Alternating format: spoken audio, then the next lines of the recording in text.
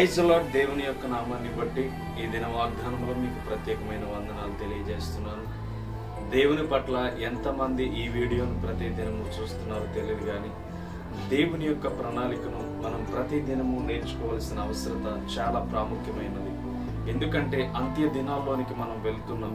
దేవుని వాక్యం ప్రతి దినము మనకి అందుతుందంటే దేవుడు మనకి కొన్ని విషయాలను తెలియపరచాలని ఆశపడుతున్నాడని అర్థం చేసుకోవాలి.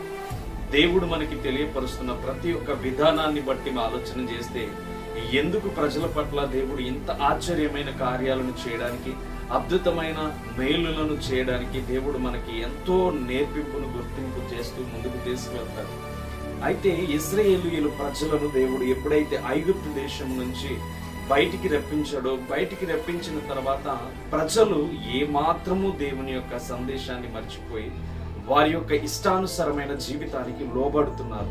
ఎలా లోబడుతున్నారు అని ఆలోచన చేస్తే వారు నిత్యము దేవుణ్ణి బాధిస్తున్నారు, నిత్యము వారు దేవుణ్ణి గాయపరుస్తున్నారు.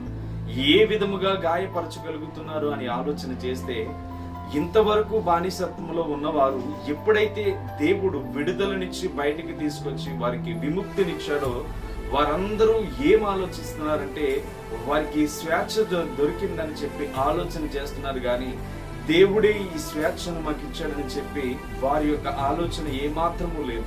అందుకనే మోషేతో దేవుడు 40 దినాలు కొండపైన మాట్లాడాలని ఆశపడినప్పుడు దేవుడైన యెహోవాతో ఎప్పుడైతే మోషే మాట్లాడడానికి ఎప్పుడైతే వెళ్ళి మోషే దేవునితో మాట్లాడడం సంభాషిస్తున్నాడో ప్రజలందరూ మోషే రావడం లేట్ అవ్వడం చూసి వాళ్ళ ఇష్టానుసారంగా జీవితాన్ని గడుపుతూ కింద విగ్రహారాధన చేయడానికి మొదటిగా పాల్పడుతున్నప్పుడు మోషేతో దేవుడు అంటున్నాడు, నేను నీకు ఇస్తున్న ఆజ్ఞలకు వ్యతిరేకముగా కింద ఏదో జరుగుతుంది.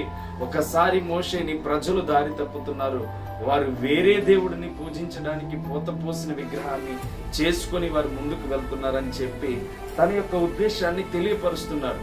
ఈరోజు ప్రజలందరూ కూడా ఏది ఆలోచన కలిగి ఉన్నారంటే దేవుని యొక్క ఉద్దేశాన్ని, దేవుని యొక్క చిత్తాన్ని మరిచిపోయి ఇష్టానుసారంగా జీవించడానికి దేవుడే మనల్ని కాపాడుతూ ఈ లోకంలోనే మనల్ని సృజించాడని మర్చిపోయి వారి ఇష్టానుసరమైన జీవితాలతో జీవిస్తూ ఈరోజు దేవుడు ఎన్నో వాక్యాల ద్వారా మనతో మాట్లాడుతుంటే వారు మాత్రం ఏం చేస్తున్నారంటే వారికి ఇష్టానుసరమైన జీవితాల్లో జీవిస్తున్నారు.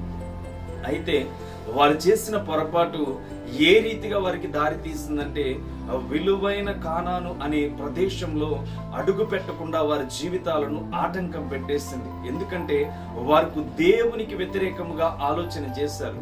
ఈరోజు నీకు దేవుని వాగ్దానములు తెలియపరుస్తున్నప్పుడు దేవుడు ఏ రీతిగా అయితే మోషేతో తెలియపరుస్తున్నాడో అలాగే నీ సేవకుడు అనేక సార్లు నీకు తెలియపరచడానికి దేవుడు ఎన్నుకున్న సేవకుడు నీకు ప్రతి దినము తెలియపరుస్తూ ఉన్నాడు. అయితే ఈ రోజు వాగ్దానమును చూసినట్లయితే అయ్యో నీవు వారి పాపములను ఒకవేళ పరిహరించితివా, లేని యెడల నీవు వ్రాసిన నీ గ్రంథములో నుండి నా పేరును తుడిచివేయమని బ్రతిమాలు కొనుచున్నానని చెప్పి యెహోవాకు మోషే మొర పెడుతున్నాడు. అంటే ఈ యొక్క నిర్గమకాండం 32వ అధ్యాయం 32వ వచనంలో ఎంతగా దేవుని యొక్క వాక్యం మనకి తెలియపరుస్తున్నాడంటే తప్పకుండా ఒక క్రియా విధానాన్ని మనం ఆలోచన చేయాలి. ఒక సేవకుడు, దైవజనుడు తన యొక్క దృష్టిలో తప్పు చేశాననుకుని ప్రజల పట్ల ఆ నింద నా మీద వేయి అని చెప్పి మోషే బ్రతిమాలుతున్నాడు. ఈరోజు నీ పక్షమున సేవకుడు ప్రతి దినము నిన్ను బలపరచడానికి ఎన్నో ఉపదేశాలను నీకు తెలియపరిచి లోకానుసరమైన జీవితాల్లో జీవించొద్దని దేవుడు నీకు తెలియపరుస్తుంటే ఇంకా నీవు ఆనాడు ఐగుప్తు నుంచి ఇశ్రాయేలును విడిపించిన రీతిగా నిన్ను పాపము నుంచి దేవుడు విడిపించాలని ప్రయత్నం చేస్తుంటే ఇంకా పాపం అనే జీవితంలో అనేకమైన దేవుని మాటలను చూస్తూ కూడా పాపంలో బ్రతుకుతున్నాం. జాగ్రత్త, దేవుని రాకడకు సిద్ధపడవలసిన దినాల్లో ఉన్నాం. ఇంకా మనం ఆలస్యం చేసి దేవుని యొక్క నిర్ణయాన్ని మర్చిపోతే తప్పకుండా నరకాగ్నిలోనికి వెళ్ళక తప్పదు. ఆనాడు కానాను దేశంలోకి ఎలా అయితే అడుగు పెట్టకుండా వారి ప్రాణాలు నశించిపోయినాయో ఇద్దరు మాత్రమే అక్కడ అడుగు పెట్టగలిగారంటే దేవునికి వారిద్దరూ ఎంత భయభక్తులు కలిగి ఉన్నారో ఆలోచన చేయండి. ఈరోజు నువ్వు కూడా అదే పద్ధతిలో కలిసి జీవిస్తే తప్పకుండా దేవుని యొక్క రాజ్యంలోనికి చేరగలవు. Praise the Lord. ఈ దిన వాగ్దానంలో ఇశ్రాయేలు ప్రజలు దేవుని వ్యతిరేకించారు.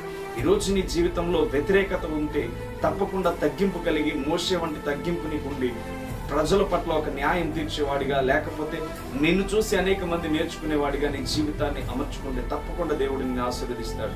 అటు కృప దేవుడు నీకు అనుగ్రహించును గాక. పరిశుద్ధమైన తండ్రి, పరలోకపు దేవానికి వందనాలు.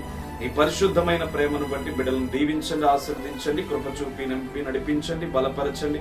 దైవికమైన జ్ఞానము చేత ఇశ్రాయేలు చేసిన పొరపాటు ఏమాత్రం బిడ్డలు చేయకుండా వారు గ్రహించగలిగే మనస్సును ప్రతి దిన వాగ్దానంలో బలపడే శక్తిని బిడ్డలకు దయచేయండి.